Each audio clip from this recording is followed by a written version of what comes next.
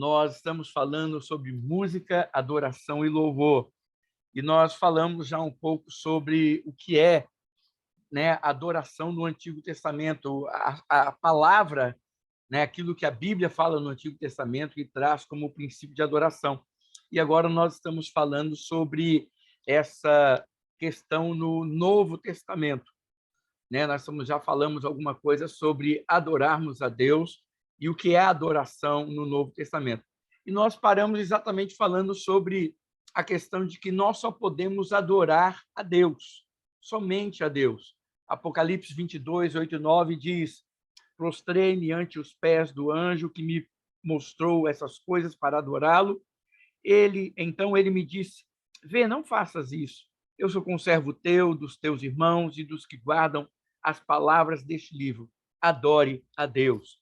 Nós temos Apocalipse 19, 10 também, que fala a mesma coisa, né? Então, nós vemos que, dentro do contexto de adoração, nós entendemos que somente Deus pode ser adorado. Somente Ele pode ser adorado. E é o que diz lá em Êxodo 20, né, 3 a 5. Não terás outros deuses diante de ti, não farás para ti imagem de escultura, nem semelhança alguma do que há nos céus, nem embaixo da terra, nem nas águas debaixo da terra. Não as adorarás, nem lhes darás culto. Lucas 4, 8. Ao Senhor teu Deus adorarás, e só a Ele darás culto. Então, a gente já viu sobre isso, falamos sobre a questão de que os homens tendem a adorar aquilo que não é Deus também, as pessoas colocam coisas, pessoas, e que no final dos tempos, né, quando estiver perto de Jesus voltar, isso vai se tornar uma coisa muito mais forte. As pessoas realmente estarão adorando até a demônios, como a Bíblia fala em Apocalipse 13, 4, Apocalipse 14, 9, Apocalipse 24. Todos esses textos falam sobre essa questão de que as pessoas nos últimos dias estarão adorando o dragão, a besta, demônios, e mais, aqueles que servem ao Senhor, esses adorarão somente a Deus. Nós terminamos até falando um pouquinho, né? A gente falou um pouco sobre isso, a questão de a gente ter cuidado com essa questão de falar com as palavras, né? Por exemplo, tem muita gente que fica cheio de coisa quando você fala: eu adoro essa comida, eu adoro isso. As pessoas: não, só pode adorar a Deus. É lógico, irmãos, que a gente sabe que, e eu falei sobre isso, a gente tem que ter cuidado e saber que, ao usarmos esse tipo de palavra, não quer dizer que a gente está dizendo que adora ou colocou no lugar de Deus. É uma expressão, é apenas uma expressão. Então, a gente não pode entrar neste caminho também, que se torna uma coisa extremamente chata, extremamente desconexa, né? Eu falo: eu adoro essa comida. Isso não quer dizer que eu vou me prostrar e cultuar a ela. É uma expressão, é uma forma de se expressar. Agora, eu quero continuar esse assunto sobre a adoração no Novo Testamento, dizendo, né, que é o dever sagrado de cada crente. Olha, a gente vai entrar num assunto muito interessante, que é o dever sagrado de cada crente se manter incontaminado dessa maré de veneração a ídolos, objetos sagrados, essas coisas que as pessoas têm mistificado e colocado como um centro, como um lugar ou uma pessoa de adoração. É muito sério isso. Por exemplo, existe hoje um culto, eu vou falar um culto, e uma adoração à Terra Santa. Eu ponho Terra Santa entre parênteses. Essa Terra Santa chamada Israel. Israel realmente é a Terra Santa? Eu faço sobre Israel é a Terra Santa. O que santificava, o interessante disso, o que santificava o lugar onde, por exemplo, que santificava a oferta, não era a oferta que santificava o altar, era o altar que santificava a oferta, né? Não era a terra que santificava a tenda da congregação, era a tenda da congregação que santificava a terra onde ela estava. Quando Deus aparece para Moisés, na sarça ardente, ele não está em Canaã. E ele fala: tire a sandália dos seus pés, porque o lugar que pisa é terra santa. É terra santa. Então, a gente tem que entender que não há isso. Não há isso. Quem santifica o lugar onde está somos nós. Não é o lugar que nos santifica, somos nós que santificamos o lugar com a presença de Deus em nós. Então, por que eu estou falando isso? Porque a gente tem que ter cuidado com essa idolatria até naquilo que é bíblico. Até naquilo que é bíblico. E hoje, por exemplo, nós temos objetos que eram usados na antiga aliança, lá na tenda da congregação, no templo de Salomão, que hoje em muitas igrejas eles estão sendo cultuados, e eu posso dizer para você, se tornaram como se fosse um ídolo também. É uma imagem, como algumas igrejas, algumas religiões têm lá os seus ídolos de Baal. Os crentes hoje têm ídolos também dentro da igreja. Tem o candelabro, tem a Arca da Aliança, tem, bandeiras de Israel. A gente tem que ter um cuidado com essas coisas para entendermos que a idolatria ela começa a tomar conta, e quando nós começamos a venerar ídolos, objetos, lugares, isso começa a ser um problema. Por exemplo, eu ouvi de um pastor sério até então. Eu ouvi isso lá no Espírito Santo, quando eu fui participar de um café da manhã, e ele estava fazendo uma caravana para Israel. Algum problema em participar de uma caravana em Israel? Não. Algum problema em conhecer Israel, estar nos lugares onde Jesus esteve? Claro que não. Né? A gente visitar aquela terra deve ser uma coisa maravilhosa, porque ali a gente pode contemplar com os nossos olhos o que a gente conhece, às vezes, apenas na literatura bíblica. Isso deve ser muito bom. Eu não tive esse privilégio ainda. Então, mas esse pastor ele falou o seguinte, que se você pisar em Israel, nunca mais a sua vida será a mesma. Ele falou isso com todas as letras. E aí eu ouvi isso, e isso me assustou. Isso me assustou tremendamente, porque, para mim, quem transformou a minha vida foi Jesus, não foi Israel. Depois que eu conheci Jesus, a minha vida nunca mais foi a mesma. Ele falou que o dia que a gente pisasse em Israel, a nossa vida seria transformada. Desculpa, mas eu não consigo entender e aceitar isso. Eu sou muito chato nesse aspecto, e a gente vai falar muito sobre isso, e sobre essa questão dessa adoração e desse culto a lugares, a objetos, a coisas que não são Deus. E a Bíblia deixa bem clara que nós só podemos adorar a Deus. E aí nós lemos em Filipenses 3:3, assim: porque nós é que somos a circuncisão, nós que adoramos a Deus no Espírito e nos gloriamos em Cristo Jesus e não confiamos na carne. Amados, os verdadeiros filhos de Deus são aqueles que adoram a Deus não por emocionalismo, não por esforço da carne, mas movidos pelo Espírito Santo de Deus. Ou seja, o que isso quer dizer? Isso quer dizer o seguinte, que a adoração, a verdadeira adoração, ela não deve ser confundida com uma atitude daqueles que frequentam reuniões para ouvir músicas, para curtir música e canto, sabe? Para se emocionarem com as melodias que estão sendo tocadas. Deixa eu falar uma coisa, irmãos. Essa alegria que está tão presente, às vezes, na hora do louvor, esse choro, esse quebrantamento que, às vezes, está presente quando as músicas estão sendo tocadas, elas muitas vezes se tornam indiferença na hora de ouvir a palavra. Enquanto está havendo música, as pessoas ficam concentradas, as pessoas ficam ali emocionadas. Acabou a melodia, as pessoas simplesmente se tornam dispersas. Vão para o celular, mandam mensagem, enquanto o pregador está lá pregando, anunciando a palavra, dizendo o que tem que ser dito. Isso é um problema, porque o louvor, na verdade, é a preparação para a palavra. E tanto o louvor como a pregação, tudo isso faz parte de um culto de adoração. né? E como nós temos falado desde o começo, a adoração não é o culto. O culto é uma expressão de adoração. Adoração é vida com Deus. É vida com Deus.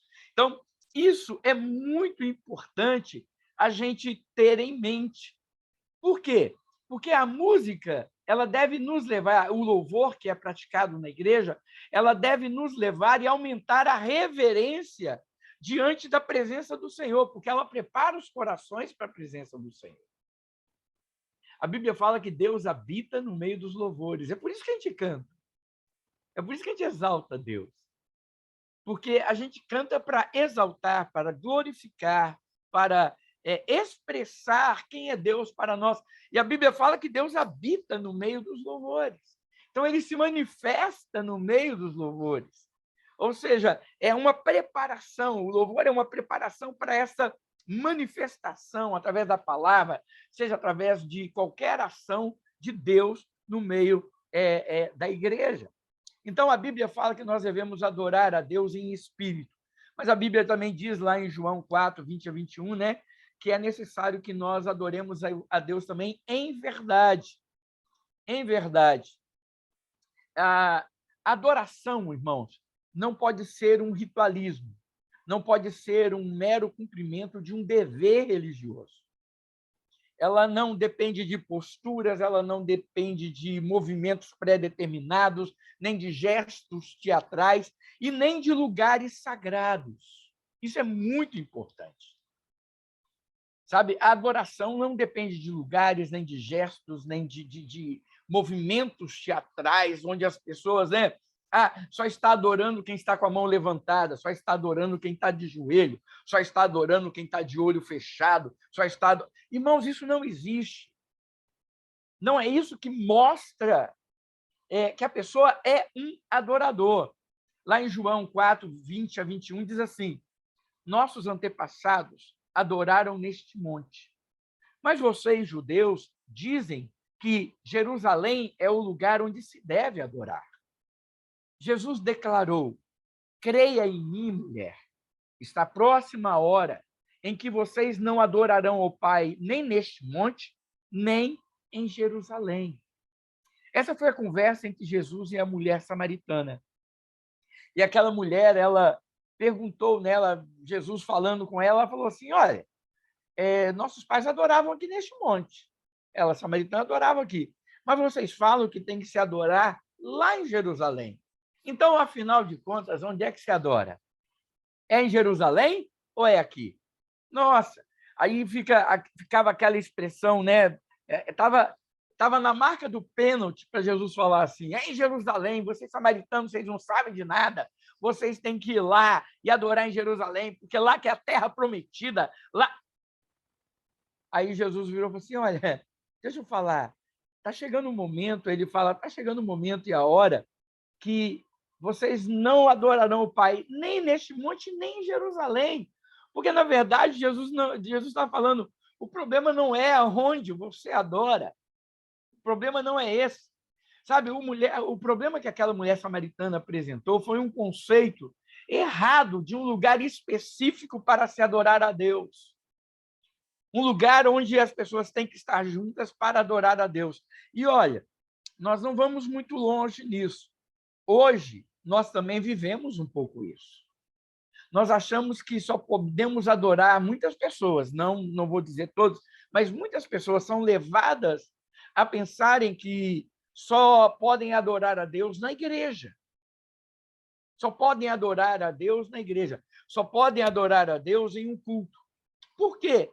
Porque, irmãos, querendo ou não,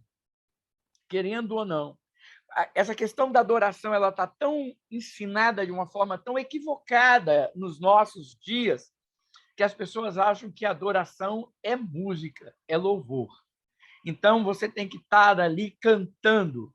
Tanto que a gente tem inúmeras músicas dizendo, né, inúmeras canções, e eu já falei, a gente tem que ter muito cuidado com as letras que a gente canta, porque é o momento que a gente mais mente, é quando a gente canta, e é um dos momentos onde mais se tem heresias hoje ensinadas, é quando a gente canta. Porque as pessoas não pensam na teologia da música, não pensam nas letras da música, Não pensam que aquilo que eles estão cantando são coisas que são ensinadas. Os salmos eram músicas. E os salmos estão na Bíblia. E são salmos proféticos, salmos de romagem, salmos edificantes, salmos messiânicos. Ou seja, nós temos salmos que eram músicas que traziam uma letra que era importante, uma letra que era bíblica, que era teológica, que falava dos atributos de Deus. Um dos trabalhos que eu tive no seminário, eu já falei sobre isso, é que demorava o ano todo de teologia, era você ler o livro de Salmos e em cada salmo onde você via um atributo de Deus, atributo moral, natural, né? Seja o que for, você tinha que escrever qual atributo você via, o versículo onde estava falando e o que você achava daquilo. Irmãos, virava assim, virava um livro. Um livro. Por quê? Porque os salmos ele eram assim. Hoje, irmãos, vamos falar quantas letras das músicas que nós cantamos hoje nós podemos dizer que elas são genuinamente bíblicas, que, confrontadas com a palavra, elas são verdades absolutas, que elas estão narrando realmente o que está dizendo na Bíblia. Então, a gente tem que ter muito, muito cuidado com isso, porque a adoração, sendo a mais alta expressão de amor espiritual para com Deus, ela somente tem valor se ela é praticada sem outras intenções, a não ser a exaltação pura e verdadeira da pessoa de Deus. Se eu adoro com outra finalidade, senão exaltar quem é Deus, então essa adoração ela é falha. Então essa adoração ela está fora do seu equilíbrio, do seu ponto. É muito séria essa questão da adoração. A Bíblia ensina que nós devemos nos aproximar de Deus com um coração sincero. Olha o que a Bíblia diz em Hebreus 10, 22. Olha como é que as coisas começam a apertar em relação à adoração a Deus. A Bíblia diz assim: com sincero coração e plena certeza de fé, tendo os corações purificados da má consciência. Hebreus 10, 22. Olha, a Bíblia fala que nós devemos nos aproximar de Deus com sincero coração, em plena certeza de fé, tendo os corações purificados da má consciência. Então, irmãos, eu vou dizer uma coisa: somente depois de sermos lavados e remidos pelo sangue de Cristo e ungidos pelo Espírito Santo, selados pelo Espírito, é que nós temos condições de, como adoradores, comparecermos na presença de Deus, para que, com uma consciência purificada do pecado, da culpa, não porque somos bons, mas porque o sangue de Jesus nos purifica de todo o pecado. Somente assim, irmãos, nós podemos permanecer diante de um Deus que é santo, poderoso. Eu costumo dizer uma coisa. No Antigo Testamento, nós sabemos disso, que o profeta ele oferecia a oferta por ele e pelo povo.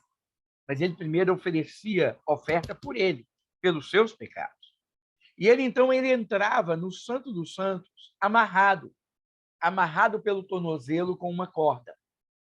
E ele tinha sinetes na sua orla, na orla das vestes sacerdotais. Ele entrava de quatro, ele passava por baixo da cortina no Santo dos Santos. E quando ele chegava lá dentro, né, nós temos uma música que diz que lá a fumaça me encobre. Lá não tinha fumaça, irmãos, porque não tinha incenso, não tinha nada. O negócio estava do lado de cá. Tudo que tinha lá no Santo dos Santos era a Arca da Aliança. Então, no Santo dos Santos, sua fumaça me encobre. Não existe isso. Desculpa, mas isso não é bíblico, tá vendo? As pessoas falam, é poético. Pode ser até poético, mas não é bíblico. Então, a gente tem que ter muito cuidado com o que a gente canta. Mas a Bíblia fala que ele entrava de quatro, ele passava por baixo da cortina, e se ele estivesse purificado, se Deus aceitasse a ele na presença, né, como alguém que pediu perdão dos seus pecados, se ele realmente fez isso, A Bíblia fala, então, que ele se levantava e ele balançava o corpo, produzindo nos sinetes que tinham na orla da sua veste um som. E as pessoas que estavam do lado de cada cortina, ouvindo aqueles sinetes, eles falavam: olha, o sacerdote e a oferta pelo pecado dele e do povo foi aceita diante de Deus. Se eles não ouvissem esse sinete, eles arrastavam pela corda, puxavam a corda, porque o sacerdote estava morto, porque ele entrou de maneira indigna na presença de Deus. Isso é muito forte. Isso é muito forte. Ele entrou de maneira indigna na presença de Deus. Aí nós, na nova aliança, no Novo Testamento, a gente fala: isso é coisa do Antigo Testamento. Porque agora, no Novo Testamento, quando Jesus morreu, o véu foi rasgado de cima para baixo. Este véu, que era por onde o sacerdote passava por baixo para estar na presença de Deus, no Santo dos Santos, ele foi rasgado de cima para baixo na morte de Jesus. Assim diz a palavra. Só que nós não podemos nos esquecer de uma coisa. O véu foi rasgado, abrindo para cada um de nós agora um livre acesso até Deus. Só que este acesso nos foi aberto pelo sangue de Jesus Cristo. É por isso que em Hebreus diz que através que nós podemos nos aproximar, Hebreus 10, 19, que nós podemos nos aproximar de Deus com intrepidez, com coragem, com ousadia. Por quê? Porque foi nos aberto este caminho pelo sangue de Cristo Jesus. Só que o fato do véu ter sido rasgado não muda o Deus que está lá do outro lado, seja de um véu fechado, seja de um véu rasgado. Essa figura do véu rasgado quer dizer o seguinte: nós agora podemos nos aproximar de Deus. A oferta que deveria ser oferecida foi oferecida, como dizem Hebreus, de uma vez por todas, pelos nossos pecados. Nós não precisamos mais de um sacerdote intermediar o nosso perdão junto a Deus. Nós não precisamos mais de alguém oferecer oferta pelo seu pecado, pelo nosso pecado, e comparecer diante de Deus. O que ele disse e o que esse texto diz é o seguinte: todos nós agora já podemos ser remidos pelo sangue e podemos comparecer como o sumo sacerdote fazia. Remidos dos nossos pecados, purificados dos nossos pecados, nós podemos comparecer diante de Deus. Mas isso não quer dizer, irmãos, que nós podemos comparecer diante de Deus de qualquer maneira. Essa é a grande questão. Este é o grande problema. Porque nós, ao não termos mais o místico, ao não termos mais o físico encobrindo o santo lugar, nós achamos que se tornou um lugar comum. Isso é muito sério. Irmãos, estar na presença de Deus nunca é estar em um lugar comum. Não é estar na presença de alguém comum. Não é estar na presença de qualquer um. Claro, irmãos, por favor, entendam, eu não quero falar assim, algumas pessoas dizem, não, por isso que você tem que vestir a melhor roupa, que você tem que estar muito bem. Não, não, não. Não é nada disso. Não é nada disso. Porque Deus não se importa com aquilo que é aparente. Deus conhece o nosso coração. Tanto que a Bíblia fala, olha, com sincero coração e plena certeza de fé, tendo os corações purificados da má consciência. Irmãos, nós só podemos comparecer diante de Deus quando nós conhecemos e somos perdoados dos nossos pecados. Porque só assim nós seremos aceitos e nós daremos a Ele a verdadeira adoração. A verdadeira adoração. Então, eu tenho muito problema, irmãos, com essa questão de nós comparecermos diante de Deus de qualquer maneira. Porque, olha, Deus continua sendo santo, santo, santo. Ele continua sendo santo. Agora, vocês vão entender por que eu falo, quando eu falo daquela música. A gente canta, eu entendo, mas eu tenho um problema ao ao entender o contexto total dela, quando a gente canta assim, vem, esta é a hora da adoração. Esta é a hora da adoração. Aí fala, vem assim como você está. Esse convite, na verdade, ele não poderia ser assim. Adorar a Deus, irmãos, é um convite feito aos santos. Olha que interessante. Olha como é que o nível... Vocês estão entendendo o que eu quero dizer, irmãos? O nível, ele aumenta. Ele aumenta. A Bíblia fala que Deus procura os verdadeiros adoradores. Veja bem, a Bíblia fala que Deus nos recebe, não importa da forma como nós estamos. É o filho pródigo que se aproxima de Deus, fedorento, sujo, maltrapilho. Ele nos busca, ele nos recebe. Mas depois que o filho pródigo foi recebido, depois que ele voltou para a casa do pai, o que a Bíblia fala que Deus mandou fazer? Põe uma sandália, troca as roupas, põe um anel no dedo, dá um banho, limpa, purifica. Por quê? Porque aquele que estava morto viveu. Só então, depois disso, é que tem festa. Só então, depois disso, é que tem festa. A festa vem como complemento dessa limpeza, disso tudo. Sabe, irmãos, nós podemos nos aproximar de Deus da maneira que estamos, com os nossos pecados, com as nossas dificuldades, e Deus vai perdoar. Agora, nós não podemos adorar a Deus com pecado no coração. Nós não podemos adorar a Deus com um coração impuro, com uma consciência maculada. Não é o que a Bíblia está dizendo? É o que a Bíblia diz. Para se aproximar de Deus, nós temos que ter isso. E isso, irmãos, é resultado de conhecimento de Deus, de experimentar o lavar de Deus. Olha, quando Adão e Eva eles pecaram, qual foi o resultado da sua transgressão? Eles foram colocados para fora do jardim, não foram? Eles perderam o quê? A comunhão perfeita que tinham com Deus.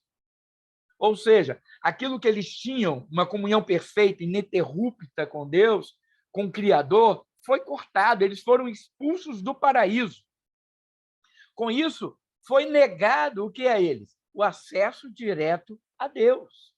Então, a partir dessa expulsão do paraíso, nós entendemos o seguinte, é que os homens eles se tornaram incapazes, e todos nós, na pessoa de Adão, e todos nós nos tornamos incapazes de nos aproximarmos de Deus da mesma forma que Adão depois do pecado. E é por isso que em 1 Timóteo 6,16 diz assim, o Senhor habita em luz inacessível. Inacessível. Ou seja, o Senhor está em uma luz, está em uma posição, está em um lugar onde ninguém vai ter acesso. Essa é a grande realidade, amados, que as pessoas precisam compreender. A única forma de termos acesso a Deus é através de Jesus. Por isso que ele declara que ele é o caminho. Sabe, irmãos, a Bíblia, nós temos que entender isso. Eu sou apaixonado pela Bíblia por causa disso. Ela se completa no todo. Olha, eu não posso acessar, como eu vou ter acesso a essa luz que a Bíblia diz que é inacessível? Eu preciso chegar lá. Como que eu vou chegar lá? Só existe uma forma. Eu sou o caminho. O caminho para quem? Para ele mesmo.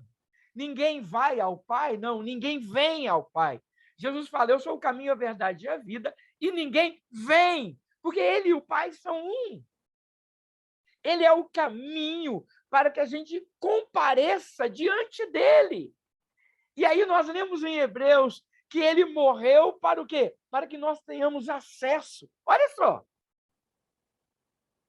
Ele é a porta por onde a gente entra. Ele é o caminho por quem a gente trilha para chegar a ele mesmo. Porque ele é o eu sou. Ele é o tudo. Ele é tudo. Sabe, irmãos, é muito gostoso quando a gente começa a compreender isso. E esse, irmãos, é o grande problema. Porque as pessoas que não conhecem a Jesus como seu Salvador pessoal, como elas podem adorar, irmãos?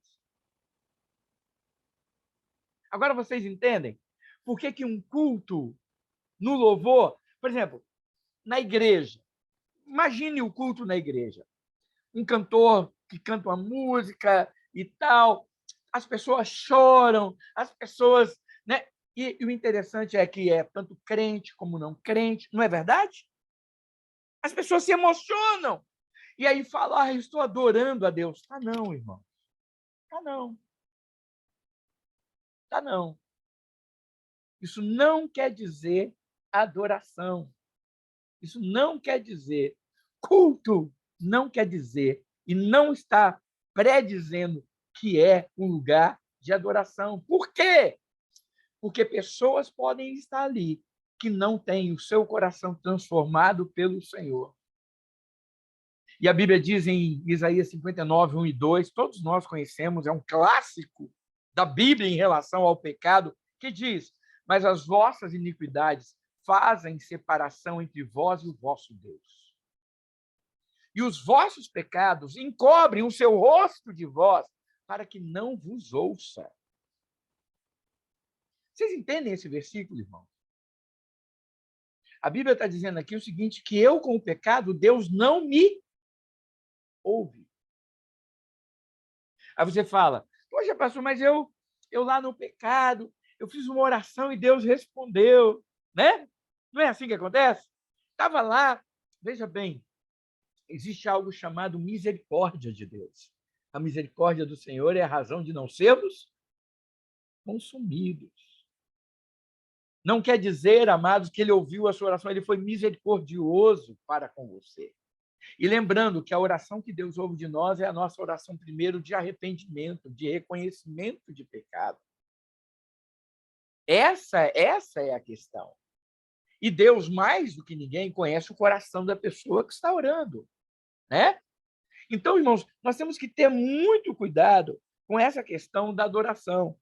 Sabe, irmãos, os resultados dessa separação de Deus, eles são inevitáveis. Por mais que o ser humano seja religioso, por mais que ele procure entender as coisas espirituais, o Senhor continua sendo um desconhecido para ele, irmãos. A Bíblia diz que é por isso que o mundo não conhece a Deus. E nem pode conhecer a Deus através da sabedoria humana, da sabedoria dos homens. 1 Coríntios 1, 21 diz assim, presta atenção, visto que na sabedoria de Deus o mundo não o conheceu por meio da sabedoria humana. Agradou a Deus salvar aqueles que creem por meio da loucura da pregação. Amados, o pecador nem mesmo é capaz de compreender as coisas espirituais sem a ação de Deus na sua vida. 1 Coríntios 2,14 diz assim, quem não tem o Espírito não aceita as coisas que vêm do Espírito de Deus, pois lhe são loucura e não é capaz de entendê-las, porque elas são discernidas espiritualmente. Aí eu pergunto, irmãos, uma pessoa que não entende as coisas de Deus porque não tem o Espírito, ela pode adorar a Deus em espírito e em verdade?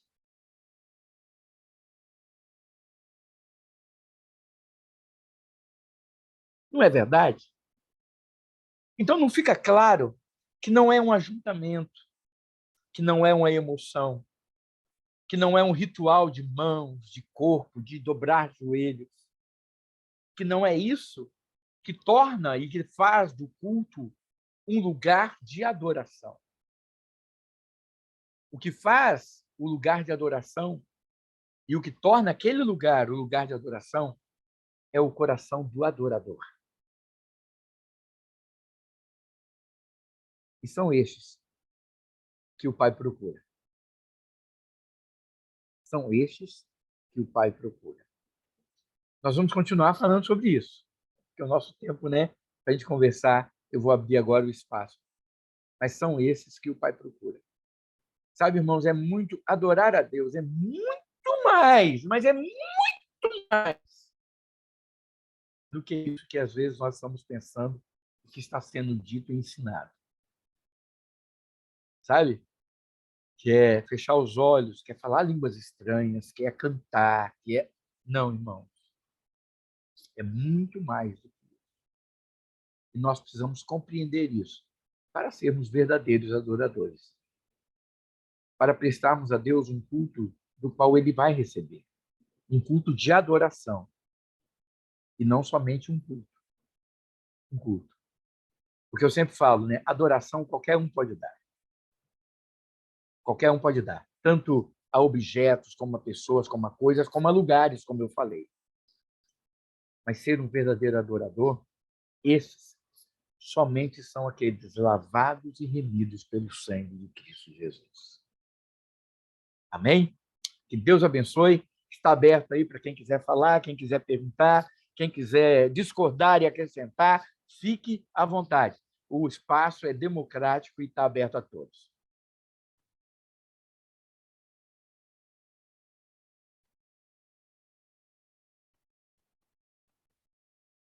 E um silêncio cai no meio da congregação. Tá bom, pastor, deixa eu perguntar. Vai lá. Você considera... Ó, tá barulhado aqui no fundo, viu? Mas você considera, por exemplo, a nossa vida, né?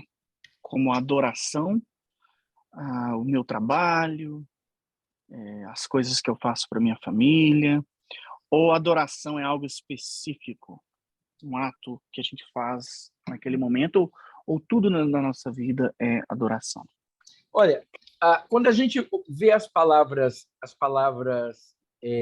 adoração, nós vamos falar sobre isso. Uma das palavras é sagar, que significa ajoelhar, servir, obedecer. Uma das palavras que a gente viu no original sobre adoração significa exatamente isso. A adoração é eu me curvar, mas não curvar no sentido apenas de uma posição física. Quer dizer, eu abrir, eu reconhecer quem é maior do que eu e eu servir e eu obedecer. Então, eu considero que tudo que nós fazemos, se nós somos templo do Espírito, como Paulo afirma que nós somos, este templo ele é consagrado a Deus em todo momento, em todo momento. Então, em tudo que nós fazemos, em tudo que nós estamos vivendo, no meu dia a dia, eu continuo e sou um altar de Deus aonde essa adoração ela deve se evidenciar. Veja, não quero dizer com isso que nós não vamos ter falhas, que nós não vamos ter problemas, que nós não vamos ter pecados a sermos tratados nesse inteirinho. Não é isso. Mas sim, eu considero que tudo aquilo que eu faço, ele deve ser esse meu viver, ele é um viver de adoração a Deus. Afinal, a Bíblia também fala que nós somos o bom perfume de Cristo. Ou seja, tudo que eu faço, tudo que eu sou, deve mostrar quem Deus é. Quem Deus é. Outro dia eu vi uma frase, recentemente, eu vi uma frase do Hernandes Dias Lopes que eu achei muito, muito, muito boa, como sempre, como as coisas que ele fala. Ele falou que ser homens de Deus não tem nada a ver com o conhecimento, né? Ser homens de Deus, profundos em relação a Deus, não tem nada a ver com o conhecimento que a gente tem da palavra, o conhecimento que a gente pode explanar sobre a palavra. Tem a ver com se parecer com Jesus. Tem a ver com se parecer com Jesus. Então, quando Paulo fala, já não sou eu quem vive, mas Cristo vive em mim, e este viver que agora vivo, não vivo mais eu pela carne, mas confiado naquele que me amou e se entregou por mim pela fé, né? Ele fala que ele vive assim. Não é isso que é, então, a vida cristã? O viver e adorar ao Senhor na sua vivência, em tudo que você faz. Com a sua família, no seu trabalho, na sua escola, seja onde for.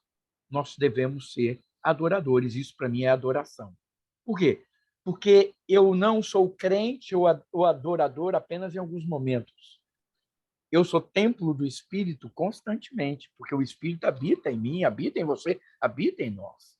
Então, o tempo inteiro, eu tenho que ser esse adorador. E quando eu peco, quando eu erro, esse Espírito fala comigo, me constrange, me faz o que ver que eu errei e que eu preciso consertar para continuar sendo este adorador. Então, é assim que eu penso. Espero ter respondido. Eu acho que é por isso, pastor, que a gente, quando comete, né, um pecado, que não é deslize, não é nada, é um pecado, Você tem a presença do Espírito Santo que vem, te incomoda de uma forma. E aí faz com que você reconheça que você está errado e mude. Por quê? Porque a nossa vida tem que ser uma constante adoração. Nas atitudes, né? Nos gestos, em tudo aquilo que você faz, aquilo que você fala. Né? Ela é um contexto, a adoração. Né? Não é nada isolado. Exatamente isso, Thelma. E a gente tem que entender, então, com isso o seguinte, que a adoração não é um linguajar cristão.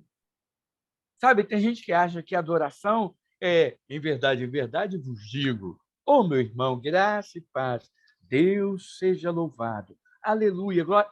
Não é isso. Quando você está contando uma piada que ela não é imoral, não tem nada de duplo sentido, você está contando uma piada, você continua sendo um adorador, porque não há pecado nisso. Não há pecado nisso. Sabe? Eu vou falar aqui, quando você está tendo a sua intimidade com a sua esposa, com o seu esposo, isso é um momento de adoração.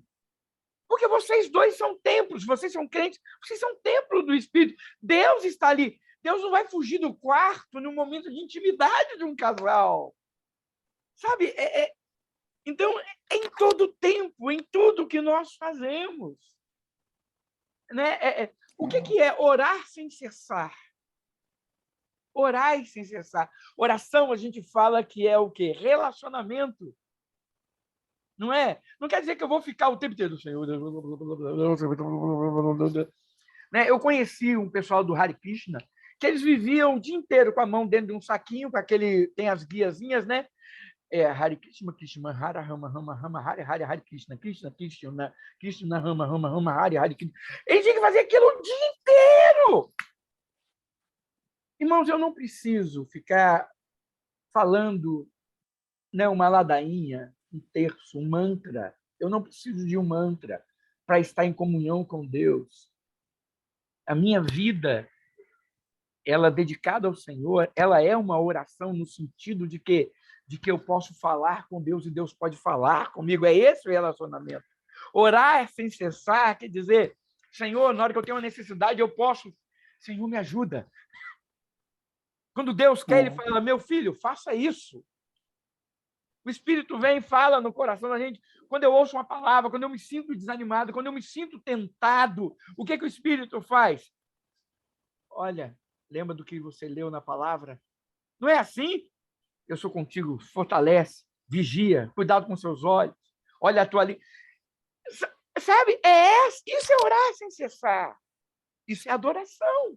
Por quê? Porque eu continuo sendo altar, eu continuo sendo templo, e Deus tem esse contato, meu contato com Deus e Deus comigo. Isso é importante. Então, eu vejo assim, eu entendo assim. Mais alguém? Alguém quer falar mais alguma coisa? Eu sei que, às vezes, quando eu falo, né, só quero pincelar isso. Eu sei que algumas pessoas, às vezes, quando eu falo de Israel, algumas pessoas se chocam, né? Porque Israel é a terra prometida, Israel é o povo. Irmãos, deixa eu falar, eu sempre, biblicamente, se alguém me mostrar o contrário, biblicamente, eu vou entender. Mas a Bíblia fala em Efésios que para Deus não há nem judeu, nem gentio, nem bárbaro, nem cita, nem homem, nem mulher, porque de todos Deus fez um só. Sabe? Eu oro, as pessoas falam, nós temos que orar por Israel. Quem é o Israel de Deus? Somos nós. Porque tem uma promessa para Israel. Qual a promessa? A Bíblia diz bem assim em João, é uma palavra das mais duras que eu já vi para uma nação. Veio para o que era seus. Quem veio para o que era seus? Jesus. Quem eram os seus que a Bíblia está falando? Os judeus. Os judeus. Veio para o que era seus, mas os seus o quê? Rejeitou. Não receberam. mas a todos, tanto judeus como gentios, mas a todos quanto o receberam, deu-lhes o poder de serem feitos filhos de Deus. Aí Jesus vira e fala, João, até dessas pedras, Deus pode fazer filhos de Abraão. João fala isso, né? Quando nós somos filhos de Abraão. Até dessas pedras, Deus pode fazer filhos de Abraão. Filhos de Abraão, amados, não é quem nasce em Israel. A Bíblia deixa isso muito claro em todo o Novo Testamento. Filhos de Abraão são aqueles que creem. São aqueles que creem. Então, todos nós somos o quê? Povo de Deus. Isso quer dizer, eles são... Não. Eles colhem frutos, né, dessa herança que Deus deu a eles. Amém por isso. Mas, irmãos, não existe diferença do valor de alma de um árabe, de um palestino para um judeu. Então, às vezes, eu vou ser muito sincero, é um desabafo em relação a esse assunto, porque eu falei sobre adoração e toquei no assunto de Israel. Isso, para mim, é muito forte hoje em dia.